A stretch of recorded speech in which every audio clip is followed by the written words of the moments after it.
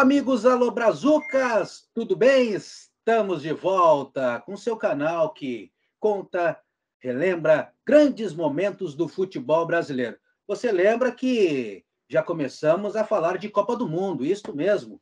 Vamos recordar as participações da seleção brasileira, mas ouvindo os grandes personagens, os craques que vestiram a amarelinha nos mundiais. Na primeira edição, conversamos com Batista, ex-volante da seleção das Copas de 1978 e 1982. Nesta edição, olha, eu tenho o prazer de receber no nosso canal. Ele foi considerado um dos grandes jogadores da seleção na Copa do Mundo de 1986 no México. Eu estou falando do ex-jogador Elzo. Tudo bem, Elzo? Muito obrigado por atender o nosso canal Brazuca Esporte Clube, nesse especial sobre Copa do Mundo, sobre seleção brasileira, para recordar grandes momentos da sua carreira. Tudo bem? Ô, Elias, está tudo bem, graças a Deus. Estou aqui com a cara meio de cansado, porque eu estou chegando no Pilates agora, né?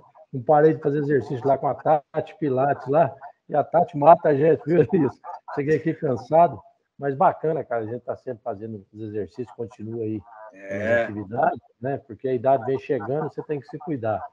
E é um prazer mesmo estar falando aí em Porto Alegre, é um estado que eu tenho um carinho muito especial, e vou dizer, inclusive, durante a transmissão, por que eu tenho esse carinho grande com o Sul, com Porto Alegre, foi muito bacana. Então, para mim, está sendo um privilégio aí poder participar dessa live aí com você. Queremos saber, com certeza, esse carinho com o Rio Grande do Sul, com os gaúchos. Elzo, segue trabalhando com futebol? O que o Elzo está fazendo atualmente, além de se exercitar, de continuar fazendo exercício físico? Olha, eu quando parei, Elias, de jogar futebol, eu afastei totalmente do futebol. Eu não quis mexer, não quis trabalhar. Trabalhei sim em televisão, cheguei a trabalhar aqui com uma rede de televisão aqui em Minas Gerais, como comentarista, mas dentro do futebol mesmo foi muito pouco. Eu não adaptei muito a forma de hoje do futebol, né? Sim. Porque o futebol não era, na minha época, até você falou agora há pouco do Batista, aí citou um dos maiores jogadores que eu vi jogar, e ele sabe também disso, que na época nossa era diferente, porque jogava sempre o melhor, não era um jogador que ele era escolhido para jogar numa equipe, para ser titular numa equipe com um bom futebol que ele apresentasse, né?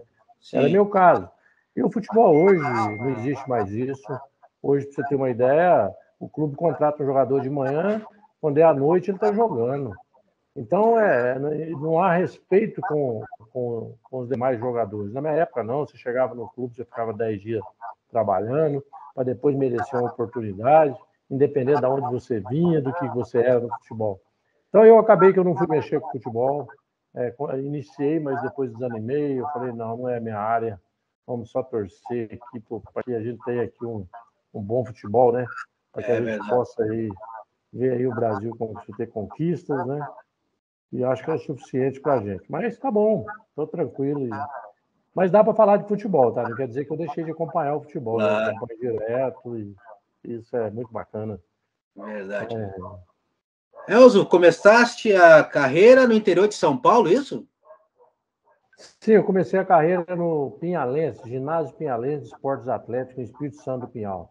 Uma cidade pequena, divisa de São Paulo e Minas. E lá tinha uma equipe que disputava a divisão intermediária de São Paulo, que hoje seria a segunda divisão de São Paulo. E eu, com apenas 16 anos e meio, já era profissional titular dessa equipe. E ali foi quando tudo começou e ali segui em frente. Depois fui para a Inter de Limeira, peguei na Inter de Limeira, fui para o Atlético Mineiro, né? Sempre um jogador de destaque. Tive muitos problemas no início também, lesões, logo no Pinhalense, no início. Mas, graças a Deus, deu tudo certo. E depois fui para a Seleção Olímpica, seleção principal do Brasil. Fui para Portugal também, joguei no Benfica. E, é claro, cheguei à seleção principal do Brasil, onde eu fui considerado o melhor jogador do Brasil naquela Copa do Mundo.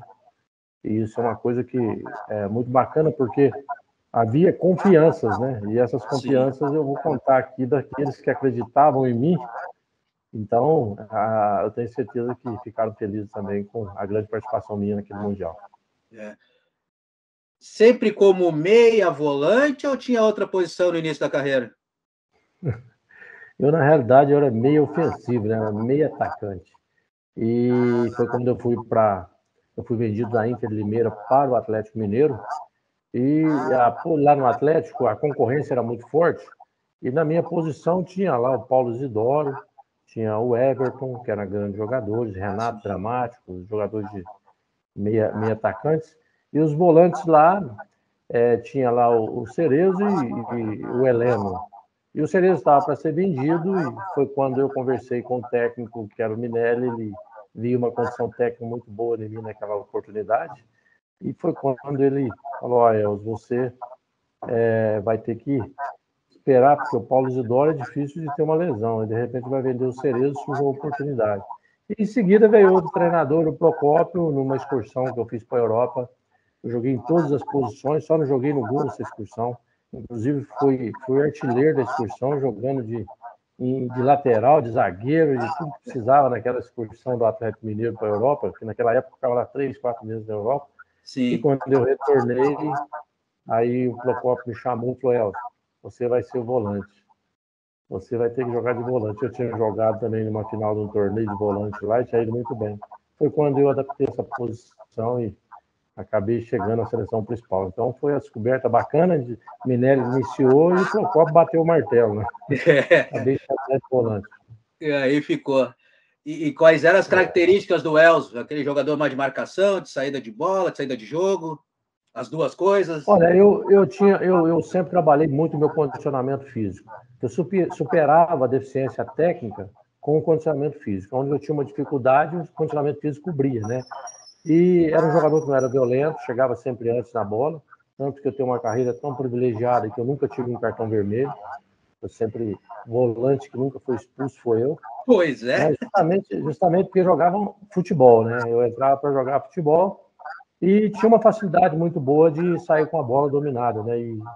E também jogava com a cabeça levantada. Então, isso tudo juntou, fez um conjunto, e eu acabei me tornando aí um jogador importante, não só na seleção brasileira, mas em todos os clubes por onde eu passei. E essas características que chamaram a atenção do técnico Tele Santana para levá-la para a seleção brasileira. Como é que surgiu essa primeira oportunidade com a amarelinha? Olha, você já viu o que é sofrer? Foi eu, viu? Eu fui 3 anos seguidos o melhor jogador de Minas Gerais. E o Tele, ele já tinha uma lista de atletas, inclusive nessa lista dele estava lá o Batista, o Falcão, que eram 2 grandes jogadores aí do Sul. Eu citei como tinha outros também, como Dema e muitos outros aí que tinha, que era da posição de médio volante. E o Tele, quando ele chegou, ele veio para a seleção brasileira, e ele conversando com a comissão técnica e o médico da seleção brasileira, doutor Neil Lasmar, e o doutor Neil falou para ele: aqui tem um médio volante aqui que é impressionante, nunca foi expulso, foi o melhor 3 anos seguidos, o melhor jogador de Minas Gerais, vale a pena você dar uma olhada nesse jogador. Aí foi quando eu defendo muito o Sul, porque o Sul me ajudou muito, gente. O Rio Grande do Sul está aqui no meu coração, jamais vou esquecer o que eles fizeram. E naquela oportunidade havia uma crítica muito grande, porque a seleção era basicamente formada por jogadores de Rio e São Paulo. Essa era a realidade do futebol. E aqueles que vinham, quando vinha do Sul, vinha 2, 3 jogadores do Sul, 2, 3 de Minas Gerais, era a seleção brasileira. O restante era São Paulo e Rio. E quando surgiu o meu nome, aí houve uma crítica muito grande da imprensa carioca e da imprensa paulista, né, na minha convocação, porque a carioca defendia lá o Andrade e outros grandes jogadores que lá tinha. São Paulo defendia lá o Dema, defendia outros jogadores também. Então, existia uma guerra, né? E é claro, todos eles grandes jogadores, o Andrade meu ídolo, Dema meu ídolo, como Falcão meu ídolo, Batista, Batista, que carinho que eu tenho com o Batista, um jogador de alto nível junto com o Falcão. Só que lá no Sul não teve essa guerra em cima de mim, muito pelo contrário. Eles pegaram e assumiram eu como filho do Rio Grande do Sul e começou a me defender dentro da seleção.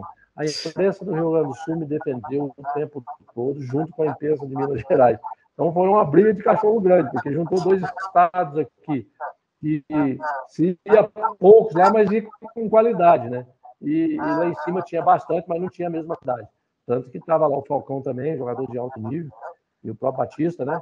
Mas, enfim, eu fiquei muito feliz com o Rio Grande do Sul, porque me defendeu naquela oportunidade. Isso me fez com que eu me dedicasse ainda mais, porque tinha uma responsabilidade com a imprensa do Rio Grande do Sul, tinha uma responsabilidade com a imprensa mineira, e eu sempre falei, olha, eu não vou ficar entre os 23 que vai para a Copa, depois eu quero ficar entre os 11, depois eu quero ser o melhor. E acabou que eu conquistei tudo isso, e graças à imprensa de Minas e a imprensa do Rio Grande do Sul, não vou falar de São Paulo, Rio, não, porque ali foi todo mundo contra, viu, Elias? Foi duro, mas consegui. Que maravilha, tá aí então o carinho, o motivo desse carinho com os gaúchos, com o Rio Grande do Sul, porque naquela época era mesmo complicado, né? Até lembro que em 85, por aí, muito antes da Copa, era o Evaristo o treinador, que convocava realmente boa parte, quase 99% da seleção era de Rio de São Paulo, de jogadores do Rio de São Paulo, e quando chegou o Tele, aí a imprensa pegou em cima mesmo e o Elzo conquistou esse espaço com o seu futebol. E como é que era? Como é que foi o trabalho, os preparativos antes da Copa? Que a chegada do Tele, o Brasil passou pelas eliminatórias, estava formando um time, a própria imprensa, né, já havia uma pressão até por convocar jogadores já da Copa de 82, os craques como Zico, Cerezo, Sócrates, Falcão, enfim. E vocês aí, uma nova geração, teleconvocando, você, Miller, outros jogadores, Casagrande, da nova geração, na época, já chegando e ocupando o espaço. Como é que foi esse trabalho antes do Mundial? Olha, o Tele, quando ele assumiu a seleção, ele como fez uma convocação, onde ele pegou os jogadores que estavam destacando, no caso do Miller, do Silas, depois eu em Minas Gerais, e, enfim, outros jogadores também que estavam, inclusive tinha o Mauro Galvão, estava lá, o Mauro Galvão também, que vocês conhecem muito bem. Então, o Tele, ele deu uma oportunidade aos jogadores do momento. Né? Eu era o jogador do momento do Atlético Mineiro, o Miller era o jogador do momento lá em São Paulo, o próprio Silas, né, que estava naquela... E tinha até o Sidney também, que foi até convocado, depois foi cortado. No Rio de Janeiro tinha o Marinho, que estava muito bem no Bangu na época, e mereceu a oportunidade também. Então, ele pegou os jogadores do momento. Né? E isso fez com que o Edson, lateral direito, e Dida, lateral esquerdo, que jogava pela esquerda, e já tinha ali o Júnior, tinha o Leandro, tinha também. Aí o Branco é outro que estava destacando. E o Tele fez uma soma desses jogadores aí. E ali, é por isso que eu questiono muito em relação à seleção brasileira, porque hoje nós não temos seleção brasileira, nós temos seleção dos empresários, né? A realidade é essa, nós não temos seleção brasileira. Porque os jogadores todos, você não pode, por exemplo, você vê o Veiga bem no Palmeiras, você vê bem o Hulk no Atlético Mineiro, e, enfim, outros jogadores aí do Sul que estão bem, e não é convocado para a seleção brasileira, nem é cogitado para uma Copa do Mundo. É diferente do Tele, que chegou no Brasil e olhou os jogadores que aqui estavam, e deu oportunidade para que estavam. E aquela época a seleção era convocada no Brasil. Sim. E com isso o Tele fez aquela seleção. E eu até questiono muito quando eles falam muito da Copa de 82. E faço uma comparação com a Copa de 82. A seleção de 82 era uma seleção que era totalmente ofensiva, uma seleção de uma condição técnica fantástica, né? Só que o Brasil esqueceu da parte defensiva. Tanto que nós tomamos 3 gols da Itália, tomamos vários gols dentro da Copa do Mundo. E acabou com o setor defensivo nosso naquela época, ele falhou. Falhou justamente porque a gente só pensava em fazer gols, mas defender não. A de 86, o que o Tele fez? Primeiro, ele preocupou com o setor defensivo. Sim. E o ataque não deixou de fazer gols. Tanto que o Careca foi o vice-artilheiro da Copa do Mundo. E nós fizemos gol em todos os jogos. Ganhamos de 4 da Polônia, ganhamos de 3, ganhamos de 2, ganhamos de 1. Quer dizer, a nossa seleção, então, era um balanceamento da de 82 com a de 86. Ele somou e não perdeu a qualidade ofensiva da seleção. Tanto que nós não perdemos nenhum jogo, tomamos apenas um gol na Copa. Um gol na Copa. E ninguém olha esse lado defensivo da seleção brasileira. Eu vejo as comparações que eles falam. A seleção de 82 era a melhor seleção que o Brasil já teve. Concordo que era uma grande seleção. Ofensivamente era uma grande seleção. Mas esqueceu da parte defensiva, que é o mais importante, é você não tomar gol. E o que aconteceu? Eu, inclusive, o esquema tático do Tele se o time tomasse gol lá atrás, a culpa seria minha. Eu tinha que liberar o setor defensivo da seleção para atacar também e não deixar e não tomar gol lá atrás. Tanto que o Edinho fez gol na Copa do Mundo, o Josimar fez 2 golaços na Copa do Mundo, o Branco sofreu penalidade na Copa do Mundo. Então, o setor defensivo nosso funcionou lá na frente também. Só que eu fiquei ali fazendo essa cobertura. Eu era o cara responsável por tudo ali. Então, é uma questão que eu faço e que um dia você pegar um cara que entenda do futebol, manda ele olhar isso, pegar as duas seleções, certo? Porque eles nunca falam da seleção de 86, só falam da seleção de 82. Quem cantou muito, que jogava lá na frente, mas lá atrás. Esqueceu que tomou 3 gols da Itália? Né? Um jogo que nós precisava empate, nos daria a passar para outra fase. Agora, 86 faltou a sorte, porque aquele jogo com a França, eu até há pouco tempo vi que os melhores momentos, não acreditei o tanto de gol que nós perdemos naquele jogo, como é que lembra? Verdade. Então, ver que a seleção brasileira... E recebendo crítica, né? Porque eles criticavam, desde a estreia do Brasil, 1-0 tá ruim. Eu lembro o jogo da Polônia, que a Polônia é um time que estava destacando na Copa do Mundo, arrebentando com todo mundo lá. Pegamos a Polônia, os 10 primeiros minutos, um sufoco que a Polônia deu na gente, e a gente se acertando. De repente, nós começamos a jogar futebol, pareceu o futebol brasileiro, ganhamos 4-0 da Polônia. Então, era uma seleção que tinha uma cabeça muito boa, tinha um pessoal muito bom. Eu me lembro que o Falcão estava no banco, era inclusive meu parceiro, na mesma posição, e o Falcão era o primeiro a me chamar, falar, Elzo, cobre ali, não sai dali não, fica ali. Então, era uma seleção que ela jogava lá fora também. E isso era muito bonito no futebol, não tinha aquele negócio de torcer contra o outro, muito pelo contrário. Elzo, você tá bem, cobre ali. Ó, o Zico chegava, gente, vamos posicionar o time assim. Então, era uma seleção que, infelizmente, nós não ganhamos a Copa do Mundo, mas me deu muito prazer de ter jogado nessa seleção, porque tomamos apenas um gol e não perdemos nenhum jogo na Copa. É verdade. E como é que era o Tele na convivência ali durante esse período da Copa? Muito exigente? O Tele era um treinador muito exigente, né? Na realidade, o forte do Tele era justamente a exigência que ele tinha em cima dos jogadores. Porque o Tele tinha uma coisa, ele olhava aonde o jogador tinha assim, uma facilidade, né? O jogador sempre tem uma característica boa, às vezes um cabeceia bem, o outro bate bem na bola. Só que ele trabalhava ainda mais essa parte dos jogadores, né? Então era um treinador muito inteligente. E o esquema tático dele era muito bacana, porque era um treinador que jogava para frente, gostava de fazer gols, e também, depois que aconteceu de 82, ele se preocupou com 86 em poder defender também. Então, ele fez um esquema tático muito bacana, e isso ajudou muito. E o trabalho de fundamentos dele, que era perfeito, era daquele que todo dia tinha coletivo, era daquele que todo dia tinha trabalho de fundamentos, e isso fazia com que a gente aí não errasse durante o jogo, né? E ele falava, eu prefiro que vocês, tiver com a bola no ataque, não tiver ninguém para passar, devolva aqui atrás, começa a jogar de novo, mas fica a bola com a gente. A bola com a gente é chance da gente buscar alguma coisa. Agora, a bola com os outros, nós temos que tomar. E tomar é muito mais difícil que você criar. Então, essa era a mentalidade dele. Então, foi um excelente treinador. Você conquistou a titularidade na equipe durante os amistosos, se eu não me engano, né? Como é que foi disputar a posição ali, como você mesmo citou, com Falcão, com Cerezo, outros grandes jogadores? Eu me lembro, dei uma entrevista uma vez aí para o Rio Grande do Sul, e era a rádio... Qual que era a rádio? Não me lembro. Dei uma entrevista. E naquele início de treinamento, de preparação, já vi aquela crítica muito grande de São Paulo e Rio em cima de mim, e o pessoal do Rio Grande do Sul e Minas Gerais defendendo a gente naquele momento, né?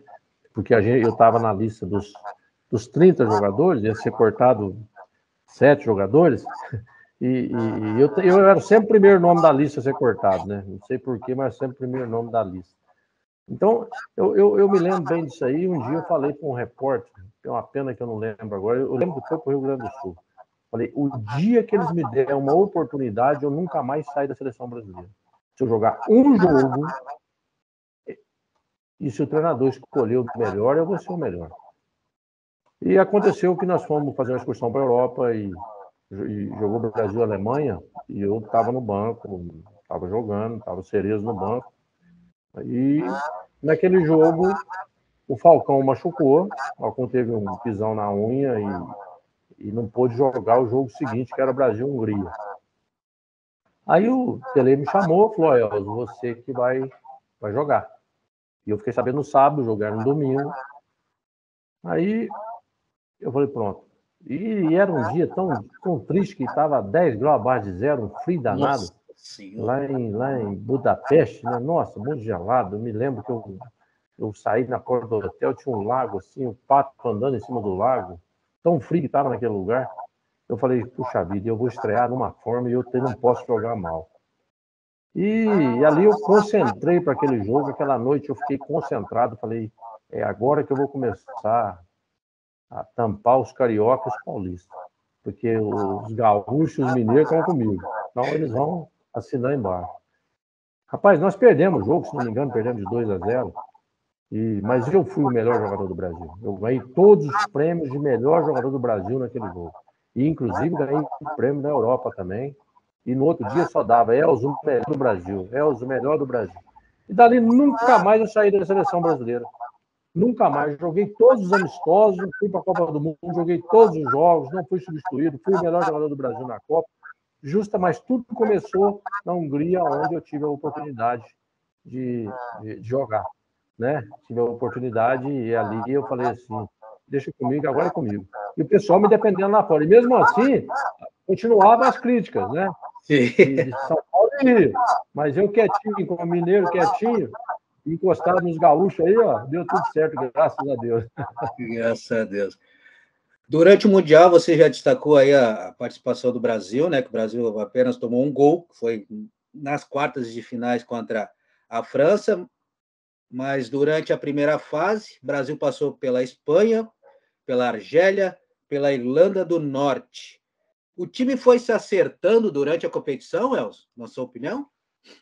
Sim, porque quando você inicia uma Copa do Mundo, ainda mais nós pegamos uma seleção muito forte, que era a Espanha. A Espanha tinha uma equipe com Boto Cargueno, Michel, era uma equipe muito forte. E nós havia uma preocupação, primeiro, com a estreia, da tranquilidade da estreia. E a estreia é realmente complicado. Ainda mais para nós, né, que estava jogando a Copa do Mundo, iniciando, eu, no meu caso, no caso na época do Alemão, no caso do Branco também, o Júlio César. E havia, por parte nossa, uma preocupação muito grande de poder se apresentar bem, né, pela seleção brasileira. E enfrentando a Espanha, e já combatia aquela crítica da seleção, criticando o Tele, criticando, sabe? Mas nós fomos para o jogo, e havia uma preocupação nossa, primeiro, em não tomar gol e jogar um bom futebol. Mas primeiro defender para depois tentar atacar. E não fizemos um grande jogo, fizemos um jogo igual para igual com a Espanha. E acabamos ganhando de 1-0, o gol do Sócrates de cabeça. E ali nós começamos a pegar uma certa confiança, porque depois nós pegamos a Argélia, nós ganhamos de 1-0 da Argélia, mas pode ter sido 5-6. E depois pegamos a Irlanda, ganhamos de 3-0 da Irlanda, passou um punhado também. E pegamos a Polônia, que era muito forte também, né? E a seleção ali, ela foi crescendo, ela cresceu dentro da competição, entendeu? Não pelo número de gols que fez, não. Mas pelo futebol, que chegou uma hora que a gente já sabia onde um estava, onde o outro estava, o que cada um tinha que fazer, aonde tinha que cobrir, né? E faltou aquele fator sorte, né, que tiveram na Copa de 94, né, porque tinha pênalti, a gente lá batia o pênalti, ganhava nos pênaltis, passava para outra fase, ganhava nos pênaltis, passava para outra fase, foi campeão batendo pênalti.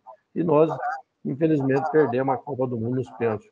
E depois que passa a Copa do Mundo, 6 meses depois, eu perdi aliás, um ano depois eu perdi a final da Champions League também nos pênaltis. Então, o pênalti não é muito meu a favor, não. Só que esse aí eu bati, tá? Eu bati e fiz. Em 86 até era eu para bater na hora da disputa de penalidade. Acabou que o Tele, na hora, ele trocou e passou eu e o Careca para a eliminatória depois e veio o Júlio César, acabou que uma infelicidade. Ele acabou errando. Mas é o futebol tem essas histórias aí que a gente pode contar, essa história muito positiva. Mas hoje, passado quase 30 e poucos anos desse jogo contra a França, o que poderia ter sido feito diferente para vencer a seleção francesa e levar a vaga para as semifinais?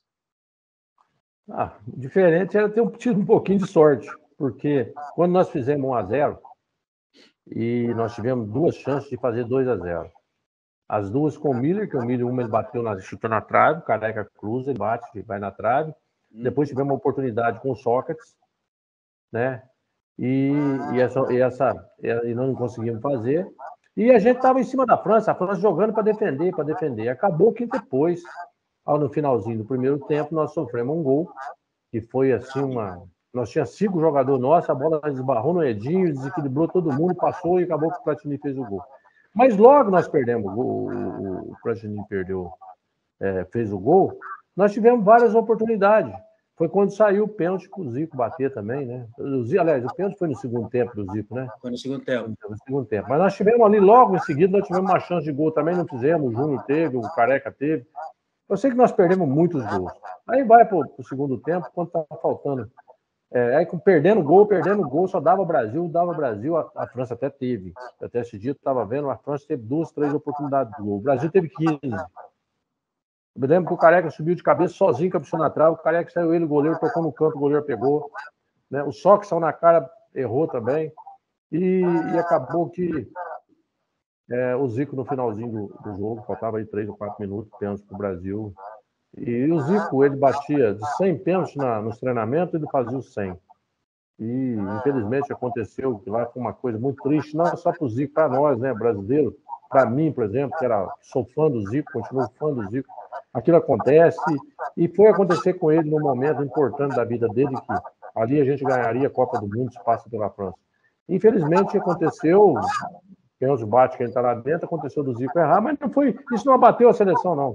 Nós continuamos em cima, logo em seguida, o próprio Zico perdeu um gol na cara do gol, o Júnior perdeu, e eu me lembro de um lance no final da prorrogação que eu salvei o Brasil, nós estava todo mundo no ataque, um contra-ataque, a França ia fazer o gol, consegui tirar o gol, fizemos uma jogada pelo lado direito, Careca cruzou e o Sócrates sem goleiro debaixo do gol, caiu deitado, a bola passou debaixo da perna dele, não fizemos o gol. Então, o que faltou para nós na Copa de 86 foi aquilo que eles tiveram de sobra na Copa de 94, né? Que foi ter a sorte de ganhar nas penalidades, das bolas entrar, né? Bebeto e Romário numa Copa do Mundo fizeram fantástico, o Tafarel lá atrás pegando e os dois fazendo gol, né?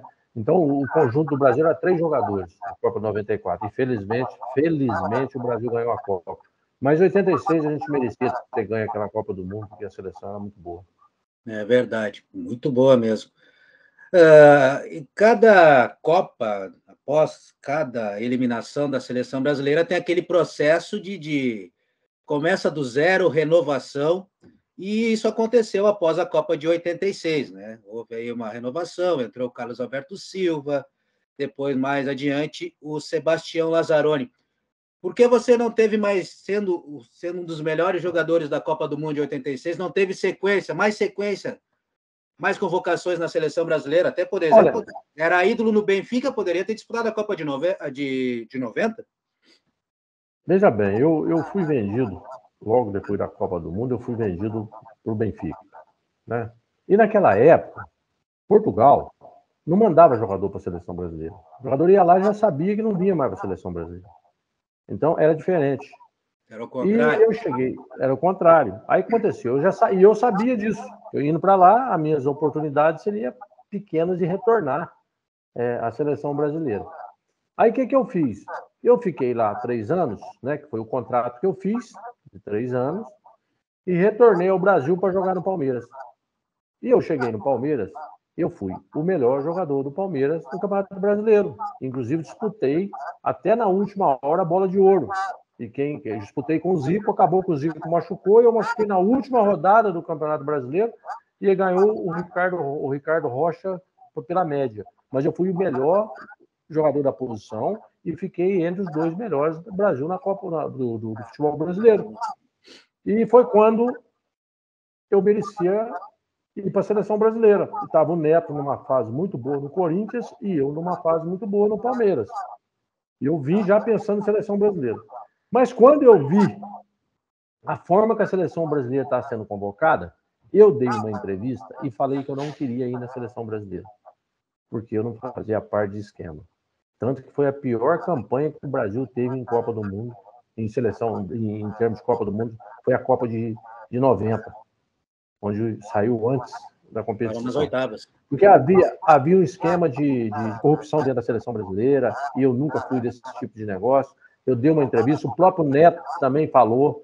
Eu falei que eu não queria jogar em seleção brasileira, perdi todo o gosto pela seleção brasileira, e por isso que eu não voltei. Quando foi em 91, eu parei de jogar futebol, porque eu fui uma pessoa muito sofrida na carreira, eu comecei uma carreira muito novo, tive uma lesão muito grave, muito novo também, e parei com 31 anos de jogar futebol. E feliz do mundo, feliz da vida, porque eu conquistei tudo na minha vida dentro do futebol, que é jogar em seleção mineira, paulista, olímpica, seleção principal e seleção do resto do mundo. Então, para mim, estava tudo certo.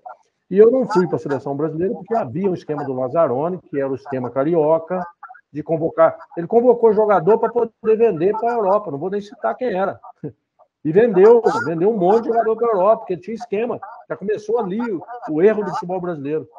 Então é uma pena que eu acabei não voltando à seleção brasileira. Mas sou feliz porque a Copa que eu disputei, para mim, já paga tudo aquilo que eles não fizeram para mim para frente, de convocar, e eu também não querer ter ido. Né? E tive a infelicidade de ir para o Benfica com relação à seleção brasileira. Agora, muito feliz de ter jogado num grande clube que é o Benfica. Eu nunca vi um clube tão organizado, tão bom de jogar, tanto que eu virei bem benfiquista lá, tanto que aquele clube foi fantástico. Então, hoje eu sou atleticano, sou benfiquista, sou palmeirense, sou para os clubes que eu gosto, que eu joguei, que tive o privilégio e ontem fui bem tratado. Sou muito feliz porque conquistei título lá, fui campeão nacional, vice-campeão da Champions League, que lá dão muito valor, tá, no vice-campeonato, tanto que eu vou até hoje lá receber homenagem do Benfica, e isso é o que me agradece. Eu relembro um pouco dessa trajetória, chegaste a jogar, por exemplo, com o Valdo? Joguei com o Valdo, Valdinho. Valdinho é meu parceiro, ele jogou comigo no Benfica, inclusive eu fui o responsável da ida do Valdo para o Benfica. O Benfica queria contratar um meia, eu falei, ó, gente, vai buscar o Valdo lá no Grêmio, busca que vocês não vão ter decepção. E conversando com o presidente do Benfica, naquela altura, e ele veio aqui e levou o Valdo, e foi uma das grandes coisas que aconteceu para nós lá no Benfica. Tanto que o Valdo mora em Portugal, está lá até hoje. É verdade. Agora está em Angola, parece que é treinador em Angola. A esposa conversou dele com a gente já. Já conversou com vocês? O Valdo é meu amigo, meu parceiro, companheiro. Tive o privilégio de jogar junto lá no Benfica. Então é uma pessoa que eu gosto. Mais um gaúcho aí que eu gosto demais, né? Então, não posso falar do Sul, não, porque o Falcão, o Valdo, o Batista, o Branco, né? Branco também é gaúcho, né? Branco. Então, o Mauro Galvão. São todas pessoas. Olha, esse Mauro Galvão que jogava, gente. Que felicidade de jogar futebol, que era o Mauro Galvão. Que felicidade que era o Falcão, o Batista, o Valdo. O Sul é recheado de grandes jogadores, né? A gente tinha um orgulho muito grande disso. Como aqui em Minas tinha também, né? Tinha lá o Cerezo, tinha lá o Paulo Lidoro, tinha lá o Reinaldo, o Nelinho, enfim, né? Tinha eu também, né? Que tinha entrado depois. Tem que colocar nessa lista. Não, pô. Mas foi muito bacana, meu Elias.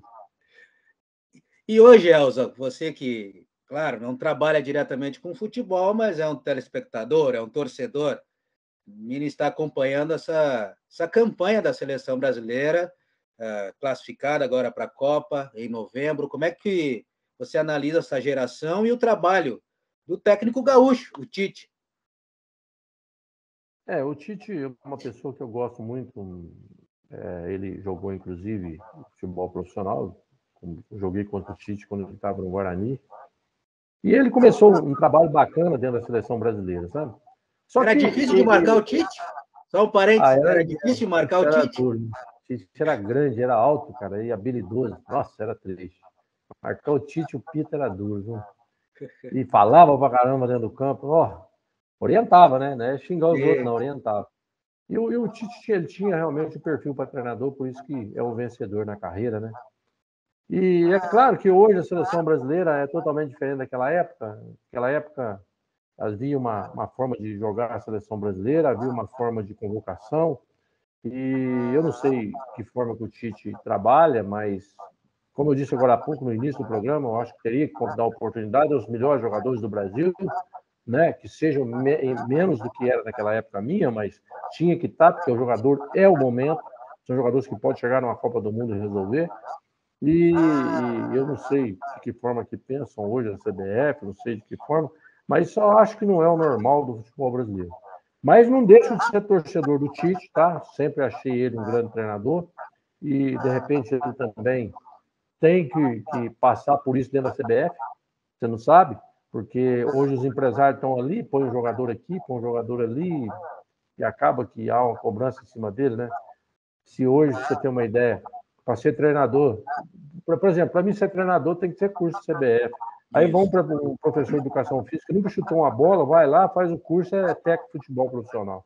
Você tem uma ideia. Eu até, falando agora, você me falando do Tite, eu torço muito pelo momento da seleção brasileira. Mas o que eu não gosto do futebol brasileiro hoje é o que eles estão fazendo com os treinadores. O porquê que acabou os treinadores do futebol brasileiro? Eles falam assim, acabou os treinadores do futebol brasileiro. Mas não é, virou um vício. Virou um vício. O Flamengo contratou um treinador, ficou 3 vezes lá, mandou o cara embora. Antes de você contratar, primeiro estuda o treinador. E faz um contrato a curto prazo. Faz um contrato de 1 ano. Só que o treinador tem que ficar 1 ano no clube. Deixa o cara trabalhar 1 ano. Né? Aí depois, se é bom, renova. Aí o que acontece? O Flamengo vai lá, manda o treinador embora com 3 meses, tem que pagar o contrato do treinador com a indenização grande, tem que gastar com a vinda de outro treinador, há um desrespeito também com o outro treinador que está num clube onde está fazendo trabalho, larga tudo para poder vir treinar o outro clube. Então o Brasil tem que parar com isso, por isso que acaba os treinadores. Acabou a lealdade.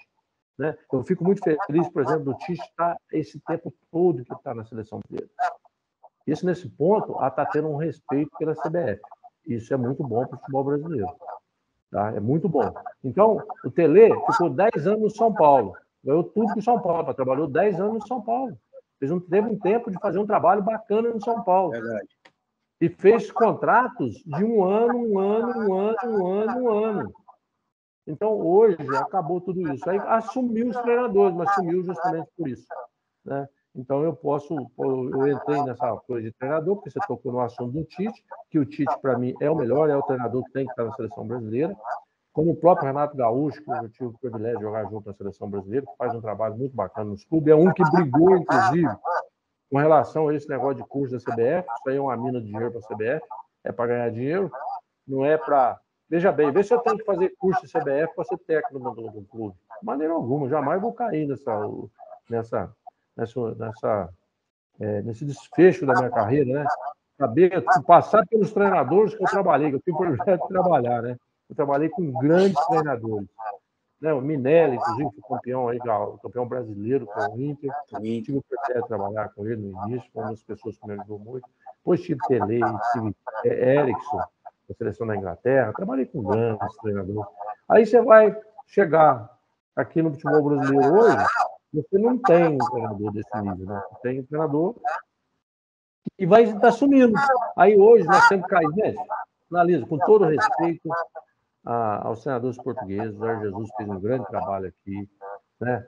Como também o Abel está fazendo lá no Palmeiras, tem um respeito muito grande com os treinadores que estão vindo de Portugal, que lá há uma seriedade, né? O Jorge Jesus foi jogador, o Abel foi jogador, enfim, Paulo Souza, todos foram jogadores de futebol. Então, há esse respeito. No Brasil, infelizmente, não está tendo esse respeito com os ex-jogadores de maneira alguma. Estou vendo, vejo tantos com problemas e que poderia dar muito para o futebol brasileiro, infelizmente, não estão dentro do futebol. É verdade, é verdade. Agora, você falou no início da nossa conversa que era um volante que foi um volante que não foi expulso. Qual era o segredo? Condicionamento físico. Trabalhava. E hoje eu vou fazer uma crítica aqui no futebol brasileiro, já que você tocou no assunto, veja bem. Eu não jogaria futebol hoje. Hoje eu não jogaria, não seria titular em time nenhum, acho que eu não jogaria futebol. Porque o tal de fisiologista acabou com o futebol brasileiro. Acabou com o futebol, gente. O povo não enxerga isso. Quantos gols de falta que o Brasil fez na seleção brasileira nesses últimos 5 anos, nos últimos 10 anos? Veja bem, nós terminava o jogo, terminava o treinamento, o Zico ia lá, batia sem falta na seleção brasileira. Como outro jogador só, que ia lá fazia o trabalho. Eu fazia meu trabalho. que era o condicionamento físico. Eu sabia que eu dependia do meu condicionamento físico. O Zico sabia que dependia de uma bola parada para ajudar a seleção brasileira. Estou falando de seleção brasileira. Dentro do clube, eu joguei com Zenon, Éder e Nelinho no Atlético Mineiro. 3 excelentes cobradores de falta. Hoje, esse tal de fisiologista, que eu não sei de onde eles arrumaram isso, o jogador termina o treino, não pode ir lá bater uma falta, o jogador não pode fazer uma corrida, o treinador não pode fazer, o jogador não pode fazer um outro trabalho. Eu me lembro na seleção brasileira, terminava o treinamento, eu fazia 10 piques de 100, 10 piques de 50, 10 de 25 e 2 de 200 metros. E um dia, nós na seleção brasileira, o Gilberto Tim, falecido Gilbertinho Gaúcho também, né? O Tim me chamou e falou: Elcio, você está vendo uma Copa do Mundo? Larga a mão de dar esses piques. Para que fazer isso aí agora? Falei: Tim, esse é o pique do cansaço.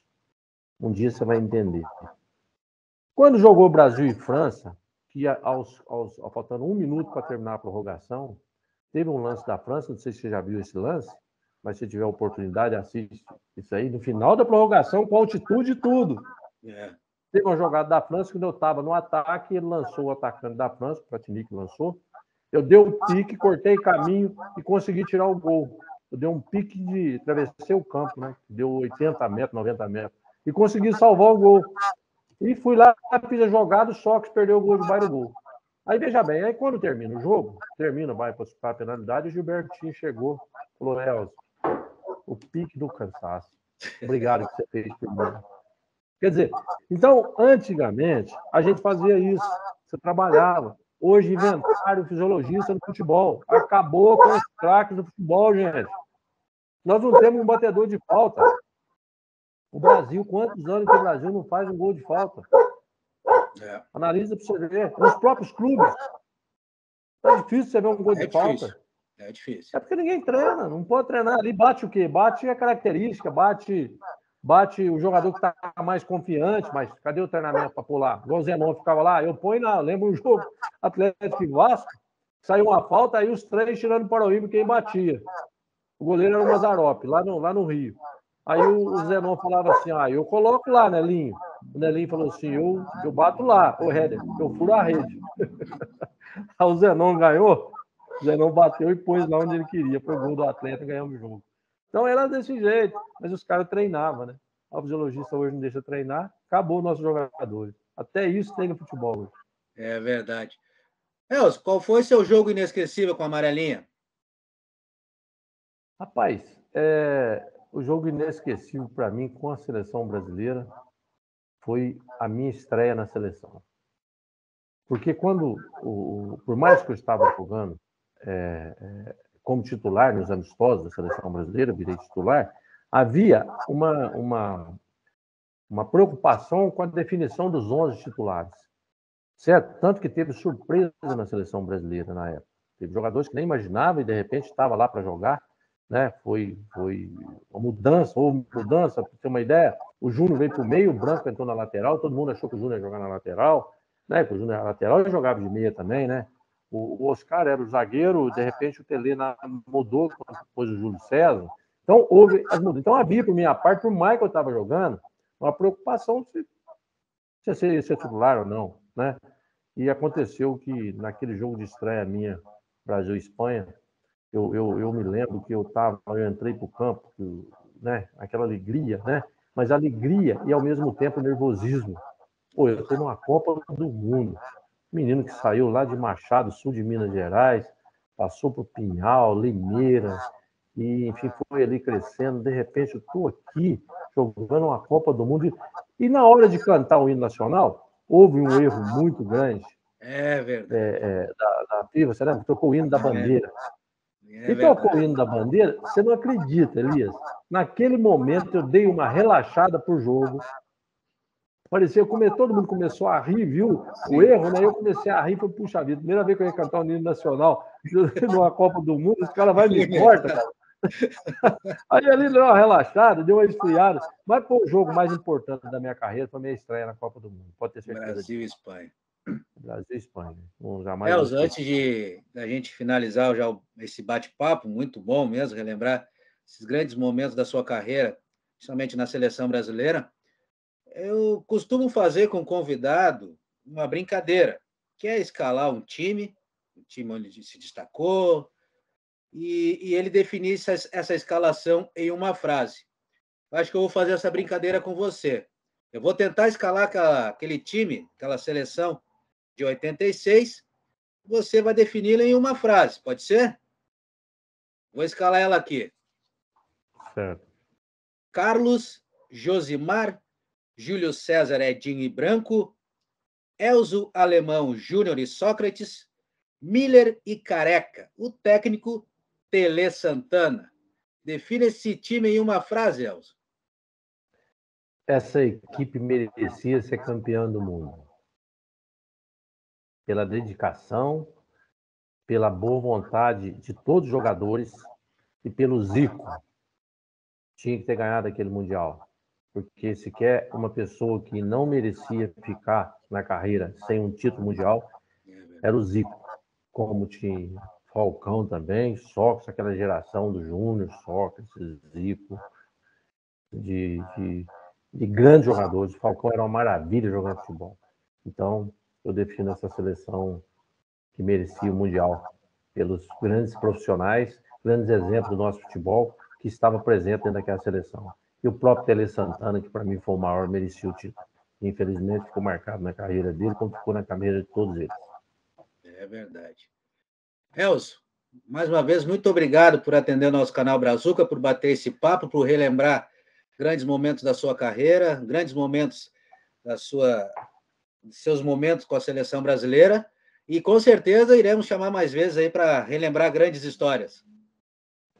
Sim, vamos participar e obrigado aí da oportunidade de falar com o povo gaúcho aí. Eu tenho um carinho especial aí muito grande pelo esse estado e, inclusive, torço aqui muito para as equipes gaúchas, tá? Eu torço para todas elas, porque é uma imprensa séria, uma imprensa que me ajudou muito. Obrigado aí pelo que fizeram comigo durante a Copa do Mundo, por acreditar e saíram felizes, tá? Feliz porque eu respondi jogando, não respondi falando, não. A melhor coisa do mundo é você fazer aquilo que você gosta com perfeição por aquelas pessoas que acreditou em você, que deu o sinal positivo. Então, sou muito grato ao Rio Grande do Sul, muito grato a vocês. Agradeço, Elias. Obrigado aí do carinho aí. Isso aí. Conversamos com o Elzo. Também vestiu a camisa da seleção brasileira na Copa de 1986, hein? Preleção fica por aqui até na próxima semana. Grande abraço, Elzo. Abração aí. Abraço a todos os gaúchos aí. Abração.